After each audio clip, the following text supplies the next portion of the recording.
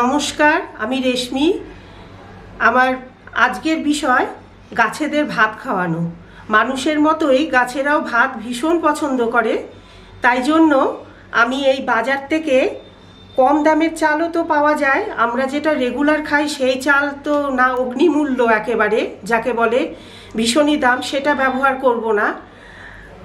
এটা কম দামে নিয়ে এসছি, মানে 28 টাকা করে কিলো। 250 গ্রাম চাল 7 টাকা নিয়েছে। তা 7 টাকার চাল আমি নিয়ে এসেছি, একটু মোটা লালচে এই চাল। এখন আমি ভালো করে একটু ধুয়ে নেব, কেননা দোকানে পড়ে থাকে অনেক দিন, তার জন্য কীটনাশক ব্যবহার করা হতে পারে যাতে পোকা না ধরে চালে, সেটা গাছের পক্ষে আবার ক্ষতিকারক।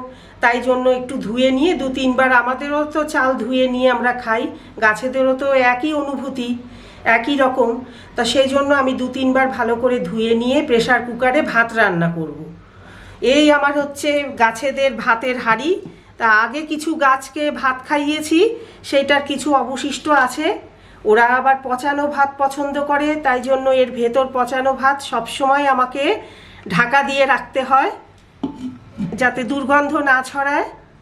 এটা দশকর্মা ভাণ্ডার, যেখানে ঠাকুরের সব জিনিস পাওয়া যায়, সেখান থেকে আমি নিয়ে এসেছি গাছেদের জন্য। তা এবারে চলুন আমি রান্নাঘরে যাব, প্রেসার কুকারে এই ভাত রান্না করব। চাল এবার একটু ধুয়ে নেব 2-3 বার। ওই যেটা বললাম আমি একটু আগেই, কীটনাশক দিয়ে ভালো রাখার চেষ্টা হয় যাতে চাল নষ্ট না হয়, পোকা না ধরে, তাই জন্য আমি একটু ধুয়ে নিচ্ছি ভালো করে।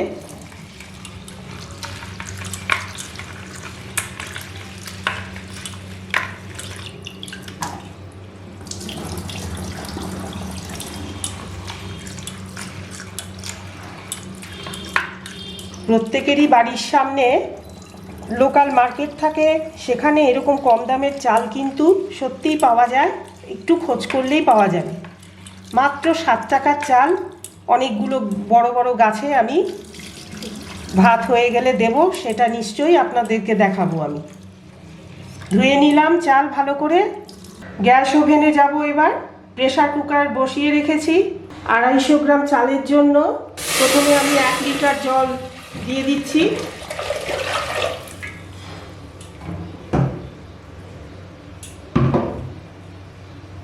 আর 1 কাপ মতো দিলেই হয়ে যাবে, কেননা ফেনা ভাত পছন্দ করে, ফ্যান শুদ্ধ ভাত আমাকে রাখতে হবে। এই চালগুলো এবার দিয়ে দেব।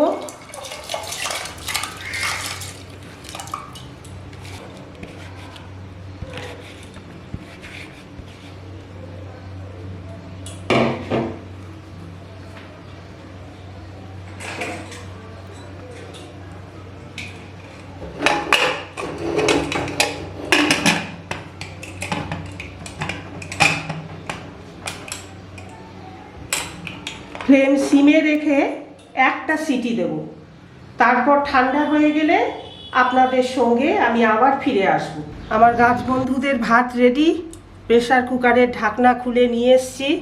এখনও কিন্তু গরম, ঠান্ডা হয়নি পুরোপুরি। এইবার ওদের যে হাঁড়ি খাবার থাকে তার মধ্যে ভাতগুলো রাখবো আমি। ফ্যান সমেত ভাত, এইটাই দিতে হবে। প্রচুর গুণাগুণ এই ভাতের মধ্যে। এই যে ফ্যান সমেত ভাত রাখলাম, গাছের বৃদ্ধির সহায়ক, পাতা সবুজ রাখবে, ফুল ফল আসবে, কিন্তু একটু সময় ধরতে হবে। মানে 15 দিনের মধ্যেই ফলাফল মোটামুটি লক্ষ্য করা যায়।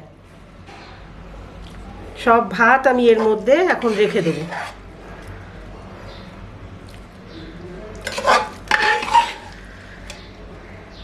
এটা কিন্তু মাসে একবার করেই যথেষ্ট। গাছের যে প্রধান খাদ্য, বিভিন্ন রকম খনিজ পদার্থ গাছের প্রয়োজন, যা যা আমাদের প্রয়োজন, প্রোটিন থেকে শুরু করে বিভিন্ন খনিজ পদার্থ যা যা মাটিতে আছে, সবই পৃথিবীর মাটিতে আমাদের তাই প্রয়োজন, গাছেদেরও প্রয়োজন।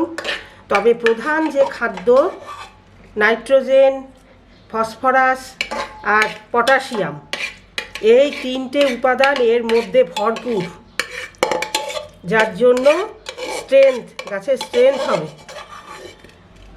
ডালপালা মেলবে, গাছের কাণ্ড এবং শেকড় শক্ত হবে। হাতের সামনেই আমাদের সব কিছু গাছের উপযোগী জিনিস। ঠিক মাসে একবার, এই এখন জুন মাসের 9 তারিখ, আবার সামনের জুলাই মাসে, যদি খুব বৃষ্টির মধ্যে তো দেওয়া যাবে না, বর্ষা যদি এসে যায়, চেষ্টা করতে হবে সেই ফাঁকে দিতে, যাতে বৃষ্টি হয়ে গেছে, হয়তো ধুয়ে গেছে গাছ, বৃষ্টি হয়ে যাওয়ার পর মনে হচ্ছে যেন আকাশ পরিষ্কার, আজকে নাও হতে পারে, এই রকম একটু অপেক্ষায় থাকতে হবে। তারপর 1 মাস পর আবার দেওয়া যেতে পারে। এই যে আমার একটা 1 লিটারের বোতল আমি দেখাচ্ছি আপনাদের, এর মধ্যে 250 গ্রাম আখের গুড় আর 1 লিটার জল, এইটা মিশিয়ে আমি রেখে দিয়েছি। এটা হচ্ছে ডিকম্পোজার। আমার বাজারে ডিকম্পোজার কিনতে পাওয়া যায়, অনেক দাম নেয়, অনলাইনে পাওয়া যায়, সারের দোকানে পাওয়া যায়। ডিকম্পোজার হচ্ছে এই যে ভাত বা যে কোনো গাছের খাবার খোসা রাখলাম আমি, সেগুলো তো পচাতে সময় লাগে, 7 দিন তো লাগেই। কিন্তু এই যে আমি যে খাবারটা এখন রাখলাম, এটা যদি আমি 2 চামচ ব্যবহার করি, তাহলে এটা তাড়াতাড়ি পচন হতে সাহায্য করবে ডিকম্পোজার। এটা এই গুড়ের জল, কিন্তু পরিমাণটা দিতে হবে বুঝে। এই যে আমাদের যে চা চামচ, এটা চা চামচ নয়, এটা মেজারিং চামচ, কিন্তু চা চামচের সমান 5 ml ধরে এর মধ্যে, এই 2 চামচ আমি এতে ব্যবহার করব। তা ভালো করে একটু ঝাঁকিয়ে নিই। আখের গুড়ের জল ভীষণ ভালো উপকারী ডিকম্পোজার, এটা একটা ঘরোয়া পদ্ধতি।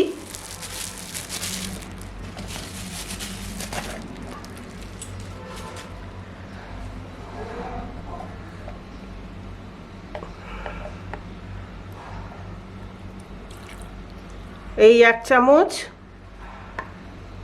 এই 2 চামচ যথেষ্ট।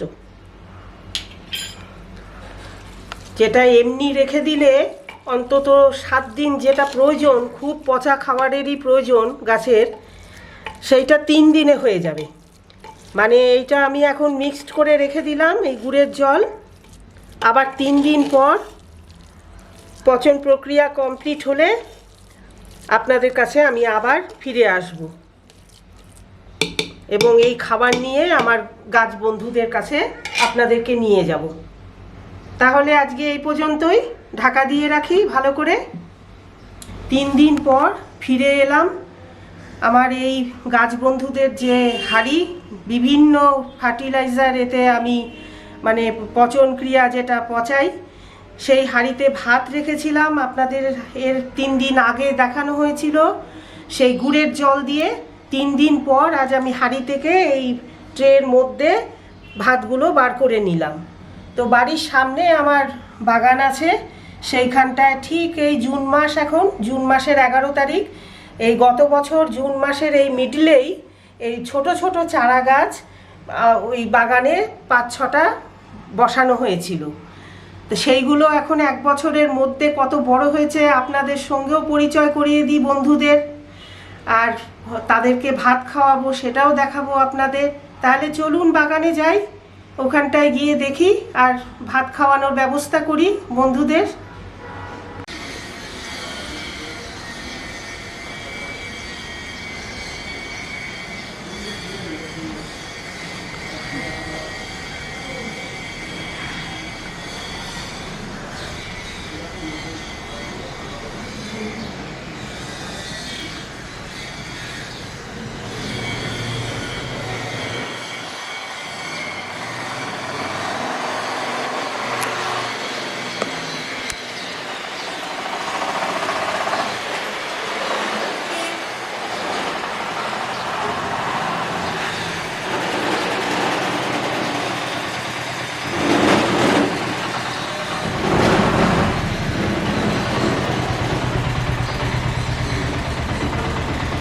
এই হলো আমার বাগানের পেঁপে গাছ।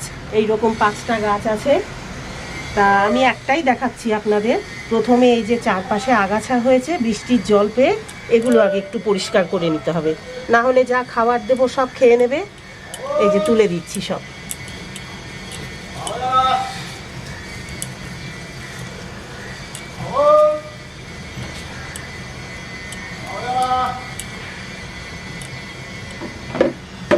মাটি খোঁড়ার জন্য নিয়ে এসছি। এটা দিয়ে মাটি খুঁড়ি আমি, একটু একেবারে গোড়ায় না, কিছুটা তফাতে এই যে একটু মাটি খুঁড়ব। অনেক দূর পর্যন্ত শেকড় ছড়ানো, এগুলো কিছু তো কেটে যাবেই, কিন্তু আমাকে সাবধানে করতে হচ্ছে। এই যে সব পেঁপে গাছের শেকড় এই পর্যন্ত এসছে, আরও বিস্তৃত হয়েছে। এই যে এত মোটা শেকড় গাছের, 1 বছরে গাছটা কত সুন্দর। তাও কিন্তু আমি পেঁপের চারা কিনিনি, যে বাজার থেকে পাকা পেঁপে আনা হয়েছিল বাড়িতে খাওয়ার জন্য, সেই পাকা পেঁপের ভেতরে যে কালো বীজ থাকে সেগুলো ভালো করে ধুয়ে নিয়ে তারপরে সেগুলো রোদে শুকিয়ে খটখটে করে এই বাড়ির ভেতরে ছড়িয়ে দিয়েছিলাম।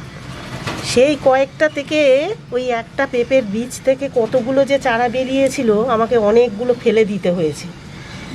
সেই তার মধ্যে থেকে এই কিছু চারা এনে এই বাগানে বসিয়েছিলাম। 1 বছরের মধ্যে এত বড়।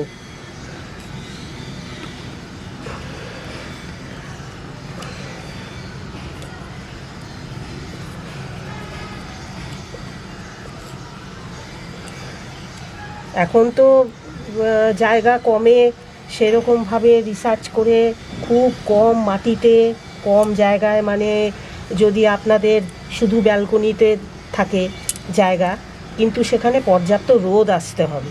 সানলাইট না হলে কিন্তু গাছ ভালো হবে না। অন্তত 6-7 ঘন্টা টানা সকালের রোদ থেকে বিকেলের রোদ পড়ে সেইরকম জায়গায় গাছ লাগাতে হবে, সেইটা খেয়াল করতে হবে আপনাদের। সেই রকম 12 ইঞ্চির টবে পেঁপের চারা এনে বাড়িতে অনায়াসে লাগাতে পারে।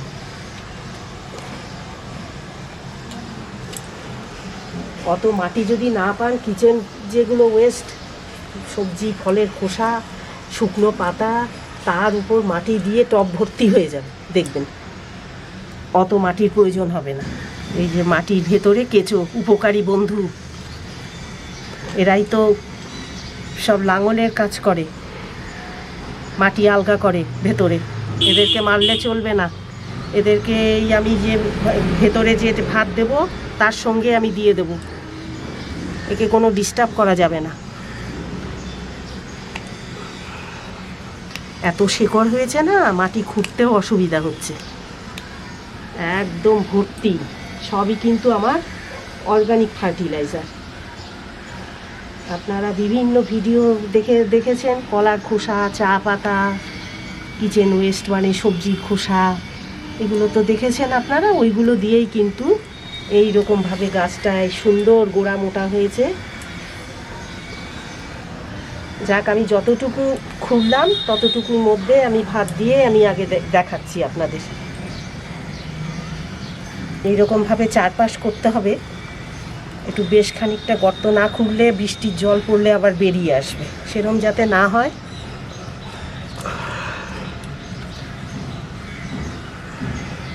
এই মোটামুটি একটু একটা পাশ গর্ত খুঁড়ে নিলাম।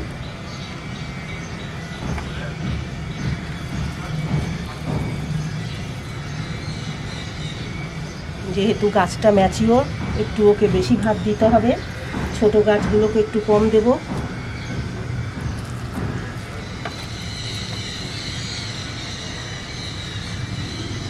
আমাদের বাড়ির ছোট সদস্য যদি থাকে, তাকে যদি বেশি বেশি বড়দের মতন করে খাবার দিই, তাহলে কেমন হবে?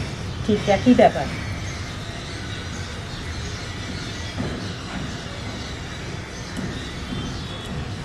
দিয়ে দিলাম, এবার মাটি চাপা দিয়ে দেবো। এই কেঁচো উপকারী বন্ধু, ওকেও দিয়ে দিচ্ছি ভেতরে, হাত দিয়েই দিয়ে দিলাম।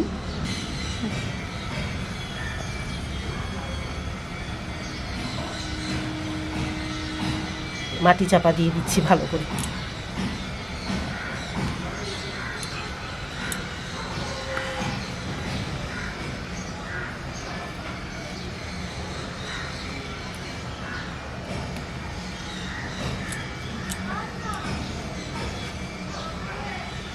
এই যে এই পাশটা একটু দিয়ে দিই, ভালো করে গোড়া পরিষ্কার রাখতে হবে। এই যে আগাছা সব এরা খাবার খেয়ে নেবে সব।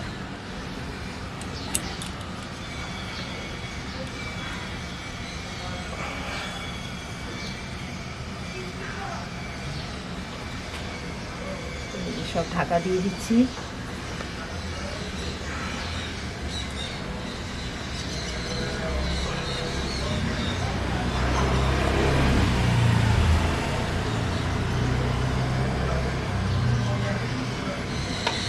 এখন আমি জল দেব না, মাঝে মধ্যেই বৃষ্টি হয়, সেই বৃষ্টির জল পেলে নিজে থেকেই এরা আরও মাটির সাথে মিশে খাবার তৈরি হয়ে যাবে, গাছ নিতে শুরু করবে। খুব ভালো করে চেপে দিতে হবে যাতে খুব জোরে বৃষ্টি পড়লে যাতে বেরিয়ে না আসে।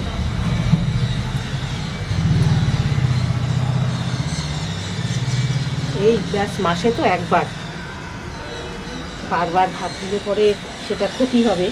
অতিরিক্ত খাবার খেলে যেমন মানুষের ক্ষতি হয়, মাসে একবার। এবার আমি ওই ভাতটা করে নেব এই একইভাবে। এইভাবেই আমি এই গাছটা এখনও কমপ্লিট হয়নি, বাকিটাও করে নেব, যেটুকু দেখালাম আপনাদের একই পদ্ধতিতে। আর বাকি যে কটা গাছ আছে সেই সব গাছেও এইভাবে আমি ওই ভাত দিয়ে দেব খাবার হিসেবে। তা আজকের এই পদ্ধতি, আমার গাছ বন্ধুদের ভাত খাওয়ানোর পদ্ধতি আপনাদের কেমন লাগলো অবশ্যই কমেন্ট করে জানাবেন। আপনাদের প্রিয় গাছ বন্ধু প্রেমী আছেন অনেকে, তাদেরকে শেয়ার করবেন, লাইক করবেন, সাবস্ক্রাইব করবেন। ধন্যবাদ।